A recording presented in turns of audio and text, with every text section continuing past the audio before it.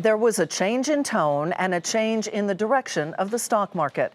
President Trump struck a more conciliatory note at a meeting of world leaders at the Group of Seven summit in France. And there was a softening of rhetoric when it comes to trade between the U.S. and China. It was a shift from just a few days ago when Beijing imposed new levies on U.S. goods, and then the White House increased tariffs on Chinese goods. As we reported Friday, the president also told U.S. companies doing business in China to relocate. So just the notion of a de-escalation in trade tensions sent stocks higher. The Dow Jones Industrial Average rose 269 points to 25,898. The Nasdaq was up 101, and the S&P 500 added 31. Eamon Javers reports tonight from the G7 in France. President Trump lit a fire under financial markets early Monday morning, announcing the Chinese had been in touch with U.S. negotiators.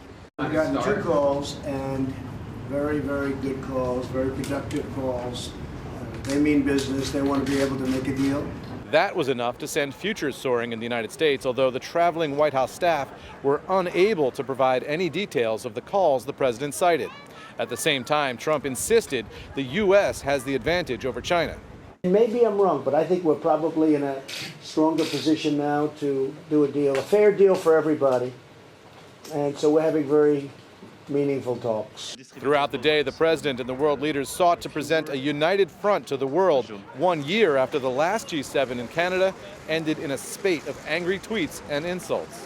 If there was any word for this particular meeting of 7 very important countries, it was unity. I think most important of all, we got along great. Also in France, the U.S. struck a trade agreement in principle with Japan, and leaders said they made progress to resolve a dispute over France's new law to tax digital services. President Trump declined to say a retaliatory tax on French wine was off the table, and he continued to hold open the possibility of tariffs on European automobiles. But the most revealing moment came when the president was asked if he was causing the volatility in world markets with his rapid-fire changes. Sorry. It's the way I negotiate. It's the way I negotiate. It's done very well for me over the years, and it's doing even better for the country. The countries here were unable to agree on the traditional joint communique, but France said the 7 advanced economies were committed to global economic stability. For Nightly Business Report, I'm Eamon Javers in Saint-Jean-de-Luz, France.